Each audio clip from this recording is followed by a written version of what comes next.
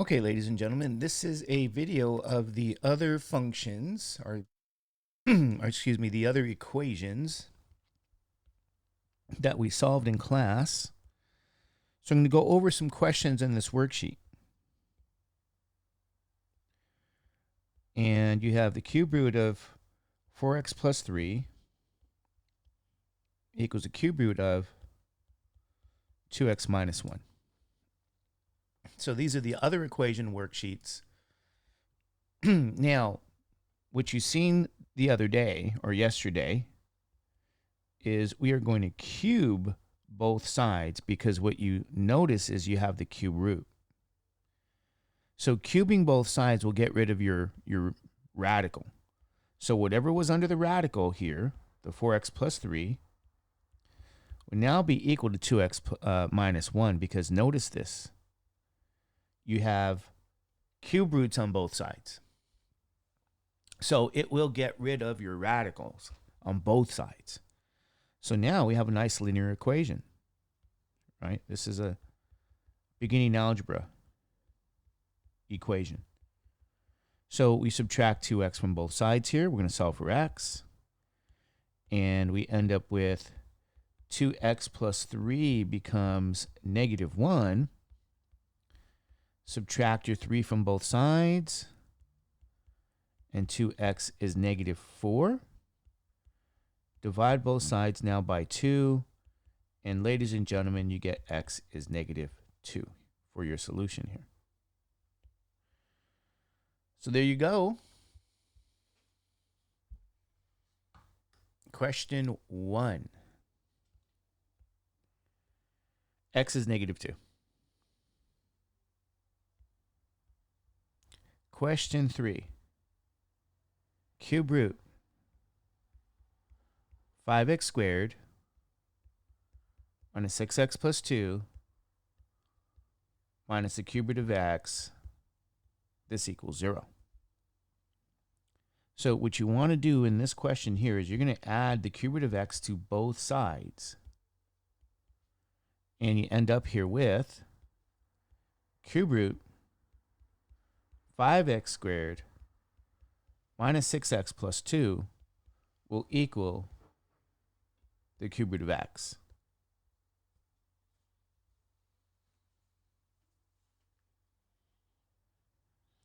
And so now this is exactly like the question you just did. Since you have cube roots here on both sides of your equation, you're going to cube both sides.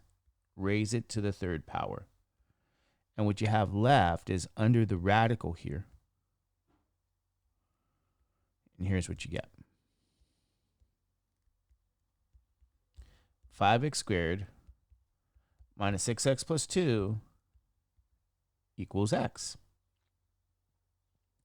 So you might think and say, well, what kind of equation is this? Well, you're going to need to subtract x from both sides here.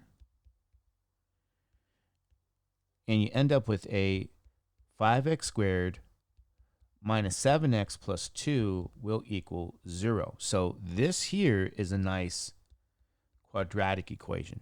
So intermediate algebra now. Highest power is 2. So remember, hopefully we can solve this by factoring. So if you need to use the crisscross method to factor, try that out. Remember what you have here. You have this A, B, and C. So we need the product to be 10, 5 times 2, A times C, the sum to be negative 7. So we need two numbers whose product is 10 and whose sum is negative 7. We're going to solve this by factoring, hopefully, if it's factorable. So if we take a close look, when we multiply two negatives, the product is a positive. So negative 2 times negative 5 would be positive 10. But when we add them, negative 2 plus negative 5 is negative 7. So these are the numbers in the crisscross method, ladies and gentlemen. So we'll put x, factoring our quadratic, and negative 2, negative 5. However, remember, the a value here is 5. So we're going to divide those numbers by 5 and see if we get a nice either integer, however you want to describe this, or whole number. And what you'll see here, in the second term, you can divide 5 with 5, and you get a 1. But 2 with 5, we can't divide for the first parentheses here. So we're going to move that 5 up, ladies and gentlemen, and you get 5x minus 2. Here's the crisscross method.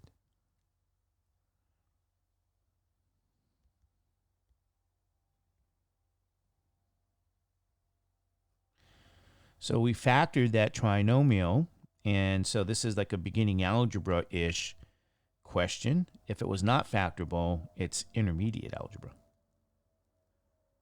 There we go. Okay. Zero product rule. So remember, we have first term times the second term. So this will be 5x minus 2 is 0. X minus 1 is 0. So we add the 2. We get 5x equals 2. Divide both sides by 5, and we get x will be 2/5. You're going to add 1 to both sides, and you get x is 1. So there you go. So here's your two solutions. X is 1, x is 2/5. And that's how we handle question 3. So we're going with the process of yesterday, cubing both sides, squaring both sides. We're doing those things that we talked about. And so now you have one that's kind of interesting. Let's resize that. Number 5, you got the fourth root of x squared plus 2x equal to the fourth root of 3. So at this point,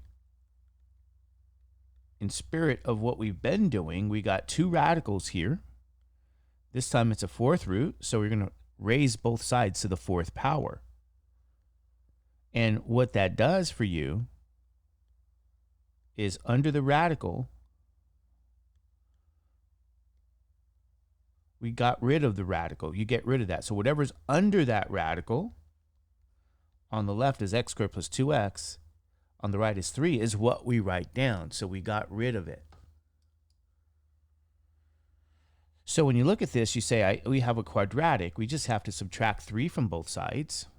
So we get a 0 on the right side. And we end up with x squared plus 2x minus 3 is 0. So again, you have a quadratic equation. If it's factorable, it's a beginning algebra quadratic. If it's not factorable, it's an intermediate algebra quadratic equation. So now the product has to be -3 and the sum is +2. So let's write this down. We need two numbers whose product is -3 but whose sum is +2. You say, well, what are the numbers? Well, they're going to be, one has to be positive, one has to be negative. So 3, 1, that looks like that'll work out. So the numbers are going to be here +3 and -1, because +3 times -1 is -3. +3 plus -1 is +2. So x +3, -1.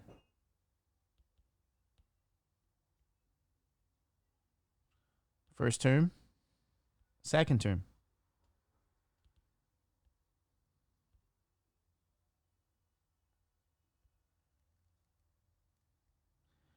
So we have x plus 3 equals 0. X minus 1 is 0. Subtract your 3 from both sides, and we get x is -3. Add 1 to both sides, and you get x is +1. So, ladies and gentlemen, here's your two solutions. -3, +1.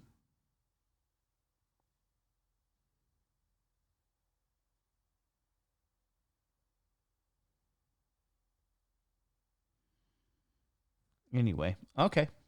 So that was question number 5 here.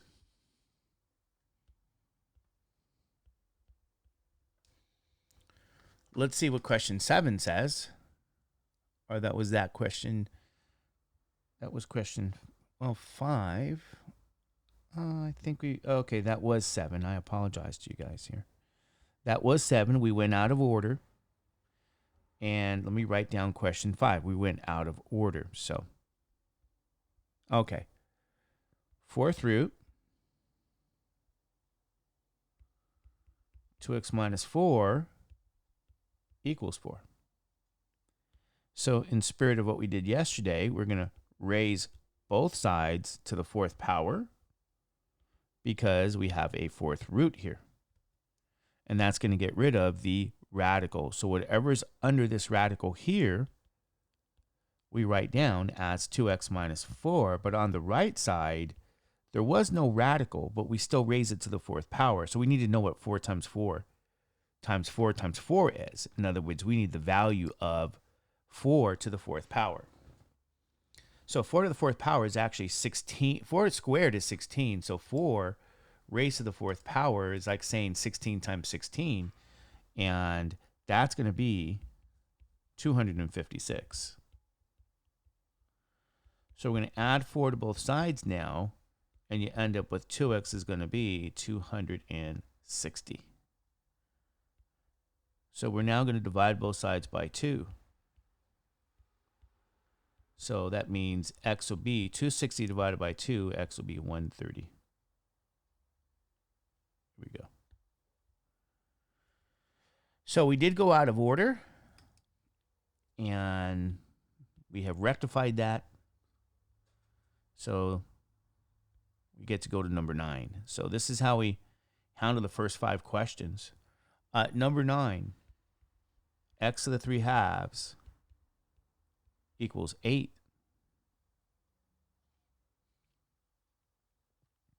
So we're going to use the fact that we talked about yesterday, right? So if x equals a over b, and that equals a number n, that's just a number.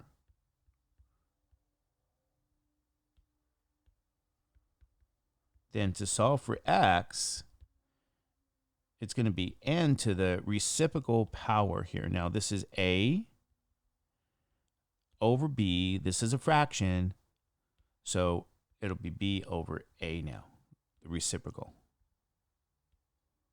So I'm going to color coordinate this so that you guys can see what's going on, I guess. So let's put this in number. So what that means is x here is going to be 8 to the 2/3 power. And so now you need to evaluate that right-hand side. You need to evaluate this. And that goes back to the worksheet of rational exponents using the definition here. So now, remember, this 8 to the 2/3 is described as 8 to the 1/3 raised to the power 2 outside. So we keep the top power here, 2. It's still there. And my index here is 3. So the denominator there is 3. And you say, why did you use the word index? Because this is the definition here of the cube root of 8. What's in your parentheses? We still square it because that 2 is still left out here. So the cube root of 8 here is 2. So this is 2 squared. Now we know what 2 squared is. 2 squared is 4. So the answer to this question here is that x is 4. Now, some of you guys are going to look at this and you're going to say, Mr. Judge, I want to go with really what we've been doing. Can I just simply raise both sides to the reciprocal of 3 halves, which is 2/3? And I'll say yes. The left side, ladies and gentlemen, you get a fraction here of 3 halves times 2/3. That's 1. So we have x to the first power, which is just x, is 8 to the 2/3. So the approach that we did for the prior questions really is the same approach here. So if you said, I'd rather do that, then go right ahead. But, I give people these facts here because I think sometimes it's easier. But you can certainly pick your poison. This just comes down to evaluating an exponential with a rational power there. So we're now up to number 11.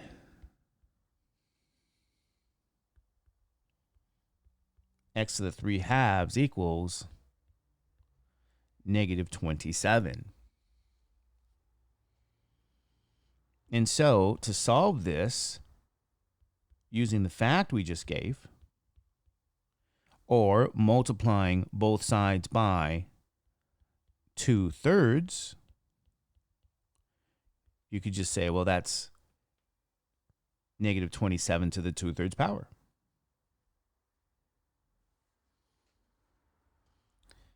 Again, this right side here, we need to evaluate.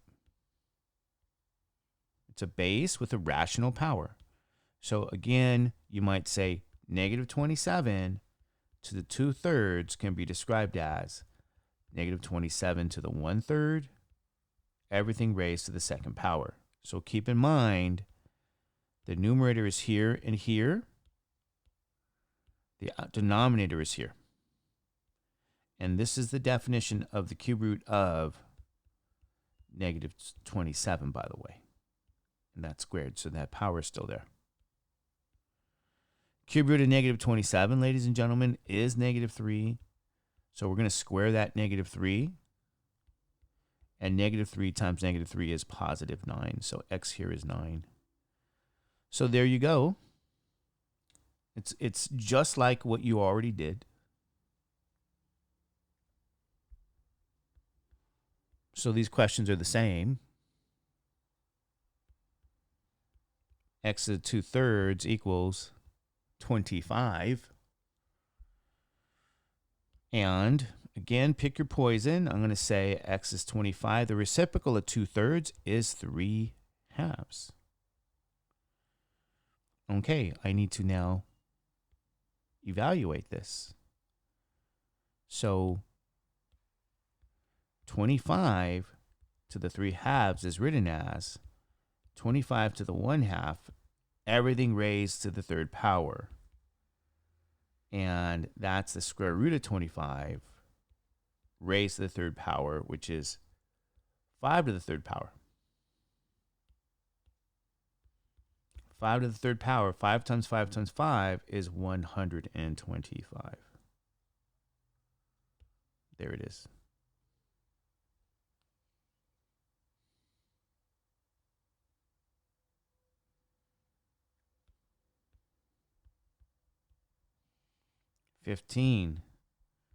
X to the 3/4 power equals 64.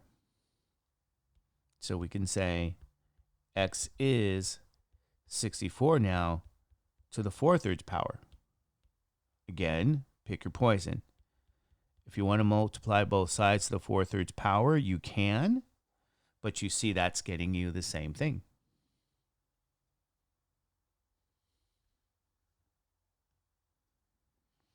So we just have to evaluate 64 to the 4/3 power. 64 to the 4/3 becomes 64 to the 1/3, everything raised to the 4th power. Cube root of 64 raised to the 4th power, which is again 4 to the 4th power, which I think we know is 256. So x will be 256. Number 15.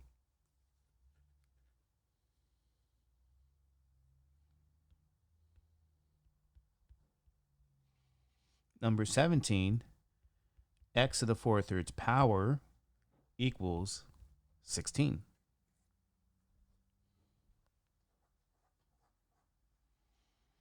Same process. X will be 16 now to the 3/4 power. If you like, raise both sides to the reciprocal power, or to the reciprocal of 4/3. Again, we just have to evaluate 16 to the 4/3. I'm sorry, 3/4. So 16 to the 1/4 raised to the third power. Verify again. 3 as a numerator. 4 is that denominator. 16 to the 4th power is the 4th root now of 16. We're going to have to raise this all to the third power. So the 4th root of 16 is actually 2. So don't forget that 3 power is still here. And 2 to the 3rd is 2 times 2 times 2, which means x is 8. So here you go, ladies and gentlemen.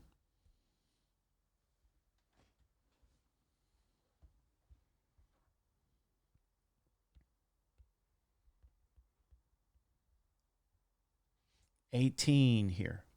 Or not 18. I think we're doing odds. Yeah, we can do the odds. 19.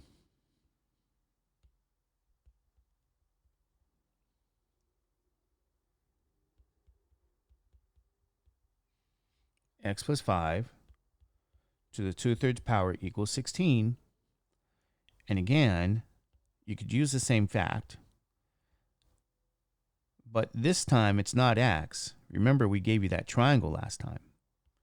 So what we get now would be x plus 5 would be 16 to the 3/2 power.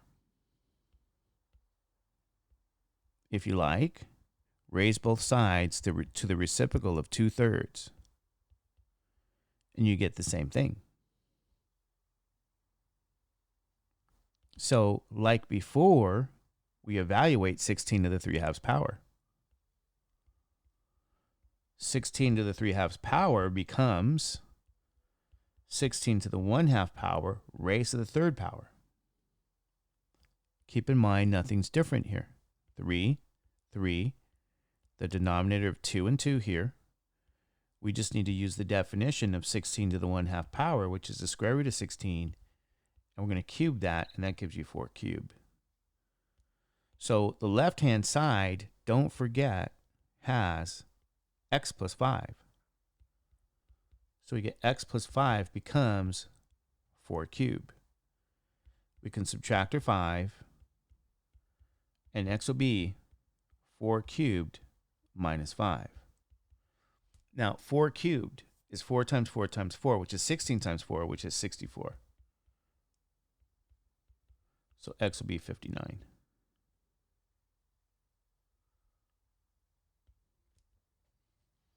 So this is very similar. It's just instead of an x, you got a sum of x and 5 here.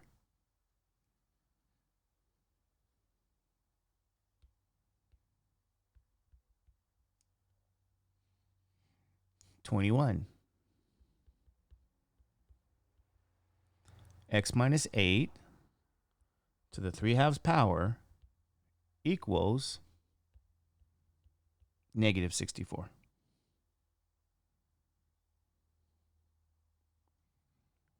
So this time, within our parentheses, we have a difference, x minus 8.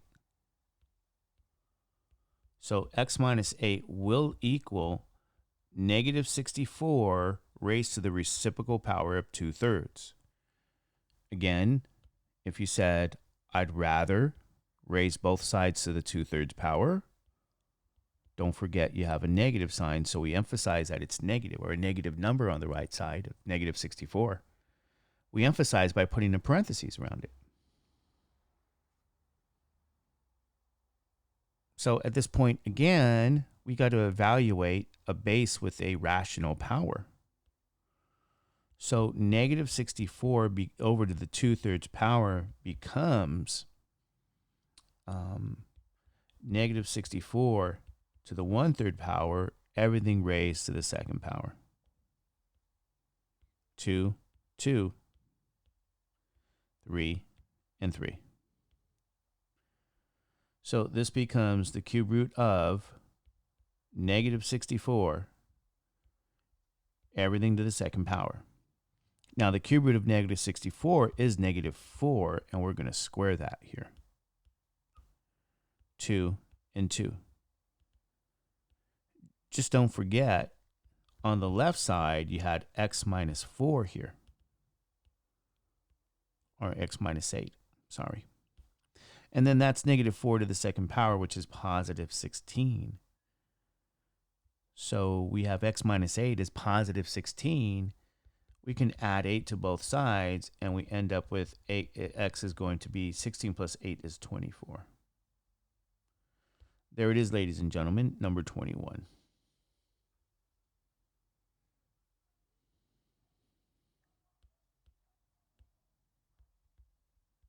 23. X plus 3 to 3/4 minus 7 is 118.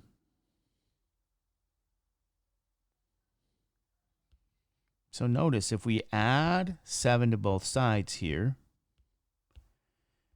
we now get x plus 3 to the 3/4 power, which gives you 125. So now we are at the point where we can actually use the fact that we've been using.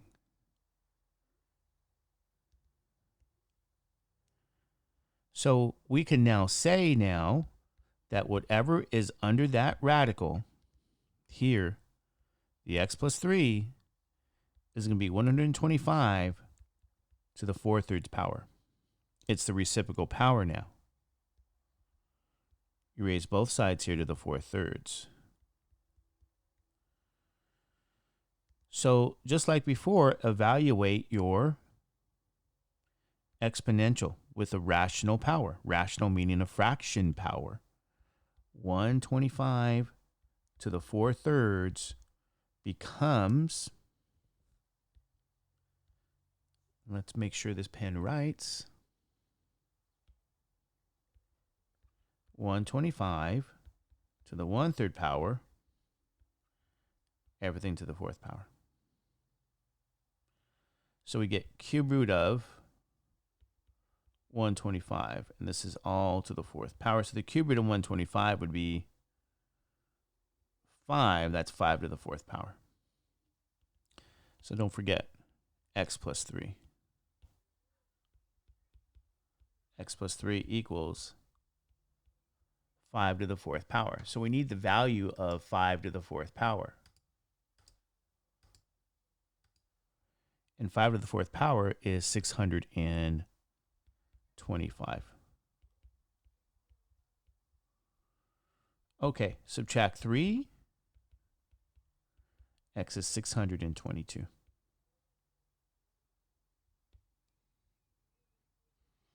So ladies and gentlemen, this is a question that before we can use the fact that we've been using, we have to add 7 to both sides, because you have to see, you have to have the base to that rational power equal a number. You have to actually see that first. I don't want to scroll all the way back there, but you have to see the statement we wrote down. And so that leaves us with 25. X minus 4 to the 2/5 power plus that 8 equals 57. So just like number 23, solve for the left side, the statement that you have a base x minus 4 to the 2/5 power, and we get 57 minus 8 is 49. So what I'm saying is now we can use that fact because we have a base here of x minus 4 to a power.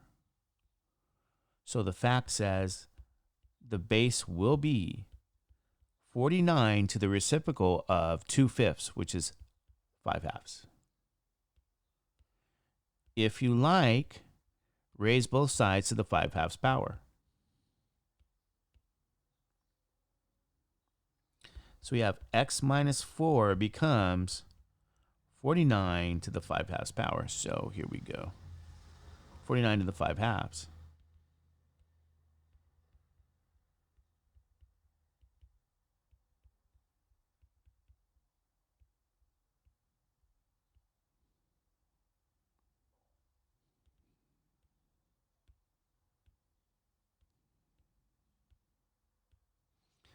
49 to the 1/2 power is the square root of 49.